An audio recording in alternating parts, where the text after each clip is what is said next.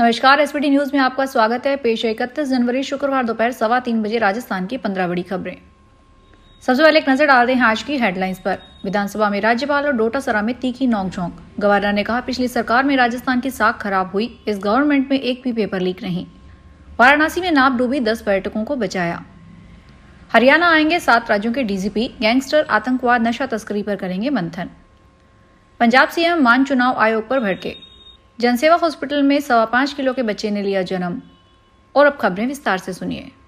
राजस्थान विधानसभा में बजट सत्र की शुरुआत हंगामेदार रही। राज्यपाल के अभिभाषण के दौरान गोविंद सिंह डोटासरा बोलने लगे तो हरिभाऊ बागड़े ने भी उन्हें तल्ख अंदाज में जवाब दिया। अभिभाषण के दौरान राज्यपाल ने पिछली कांग्रेस सरकार को भी घेरा। उन्होंने कहा कि जल जीवन मिशन घोटाले से देश में राजस्थान की साख खराब हुई है। राज्यपाल जिलेवार बैठक करने की बात कर रहे थे। इस पर डोटासरा ने कहा, सरकार तो बैठक कर नहीं रही है और आप जिलों में जाकर बैठक कर रहे हो। राज्यपाल, बिल्कुल मैं बैठकर करूंगा, यह मेरी ड्यूटी है और हर जिले में जाके बैठकर करूंगा।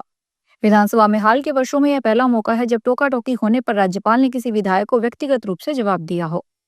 ईआरसीपी योजना में देरी के लिए भी उन्होंने कांग्रेस सरकार को जिम्मेदार बताया। राज्यपाल ने मौजूदा सरकार से एक भी पेपर लीक नहीं हुआ। इससे पहले राजस्थान विधानसभा में पहले अभिभाषण की शुरुआत करते हुए इसे गौरव का क्षण बताया। लंबे समय बाद इस पर राज्यपाल का अभिभाषण पूरा पढ़ा गया। राज्यपाल ने 1 घंटे 26 मिनट तक भाषण पढ़ा। वाराणसी में बड़ी नाव ने छोटी नाव को टक्कर मार दी। छोटी नाव पलट गई। नाव में सवार 10 लोग गंगा में डूबने लगे। जल पुलिस और एनडीआरएफ की टीमों ने लोगों को बचाया। हादसा महान घाट के सामने हुआ।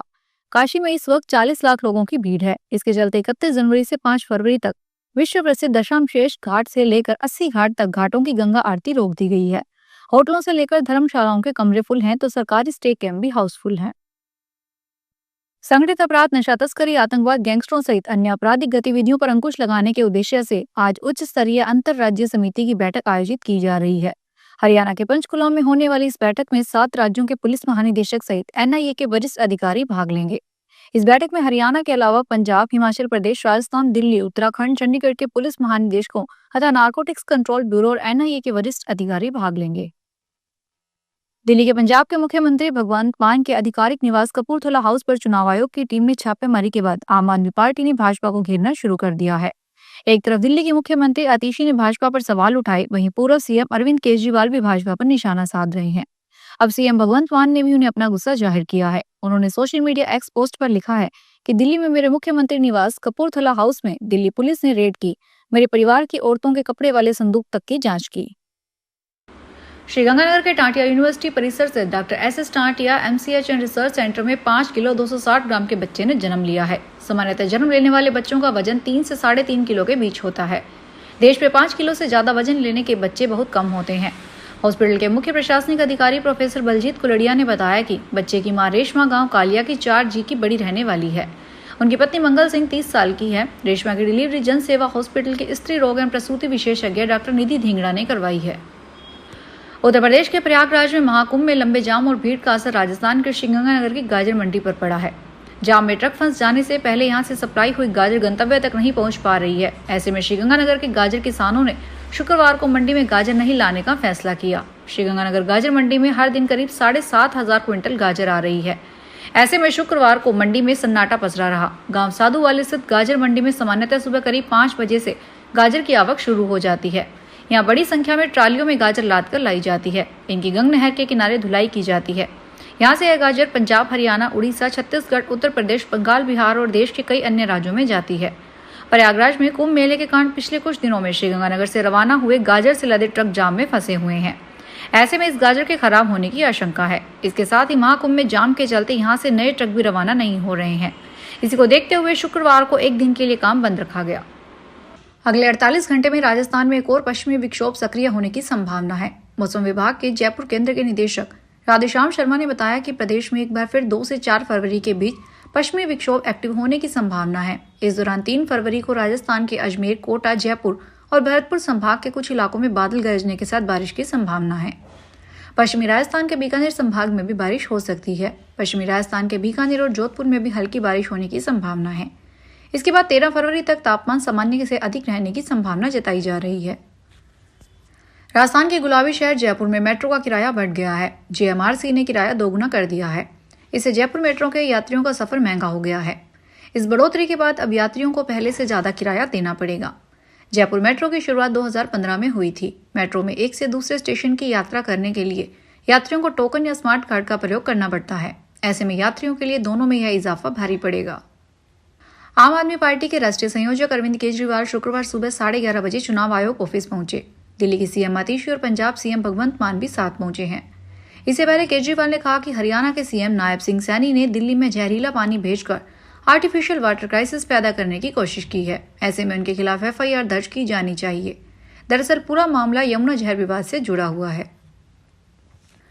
सीकर को संभाग व नीमका थाना को जिला बहाल करने की मांग को लेकर सीकर बार संघ के वकीलों ने कोर्ट के बाहर आज से कार्मिक अनशन में धरना शुरू कर दिया है। वकील वर्ग सस्पेंड रखकर धरने पर बैठे हैं। बार संघ के महासचिव नरेश कुमार भूकर ने बताया कि सीकर को संभाग व नीमका थाना को जिला रद्द करने के बाद से पूरे शेखावटी के लोगों में भारी आक्रोश है। संभाग व जिला बहाली की मांग को लेकर सीकर बार संघ ने आज से जिला कोर्ट के बाहर कार्मिक अनशन में धरना शुरू कर दिया है। धरने में रोजाना 5 श्रमिक रोजाना अनशन पर बैठेंगे। हरियाणा लोक हित पार्टी सुप्रीमो गोपाल कांडा के भतीजे धवल कांडा की गुरुवार रात को दिल्ली में शादी हुई। इसके लिए एयरपोर्ट के पास स्थित एक पैलेस में कार्यक्रम कराए गए। इस दौरान बॉलीवुड स्टार रणवीर सिंह शादी समारोह में जमकर नाचे। उन्होंने दूल्हा और दुल्हन को भी स्टेज पर डांस कराया। धवल कांडा भाजपा नेता गोविंद कांडा के बेटे हैं। इस कार्यक्रम में सीएम नायब सिंह सैनी, पूर्व सीएम केंद्रीय मंत्री मनोहर लाल खट्टर, विधानसभा स्पीकर हरविंद्र कल्याण, कैबिनेट मंत्री रणबीर गंगवा आदि मौजूद रहे।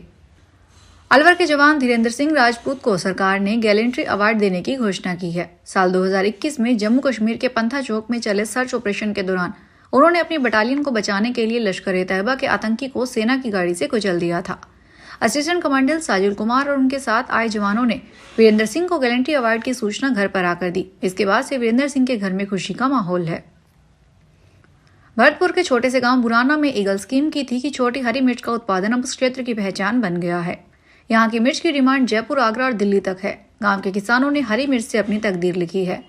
इस गांव के पुरखे कभी खेती बाड़ी छोड़कर मजदूरी के लिए दूसरे शहरों में पलायन किया करते थे। खेती में ज्यादा बचत नहीं होती थी। करीब 10 साल पहले एक किसान ने हरी मिर्च का प्रोडक्शन किया। प्रति बीघा अच्छा मुनाफा हुआ तो बाकी किसानों ने भी प्रेरणा ली। इस तरह वर्तमान में गाँव के 80% किसान मिर्च की खेती करते हैं। मिर्च उगाने वाला हर किसान आज लखपति है। प्रति बीघा 1 से 1.5 लाख तक सेल कर रहा है और 60,000 प्रति बीघा मुनाफा कमा रहा है। भरतपुर जिले के गांव जगीना में किसानों ने बीमा कंपनी द्वारा मुआवजा नहीं देने पर पंजाब नेशनल बैंक के गेट का ताला लगाकर प्रदर्शन किया। कर्मियों को बैंक नहीं खुलने दी और धरने पर बैठ गए। ग्रामीणों का कहना है कि बारिश के कारण खेतों में बड़ी फसल खराब हो गई है।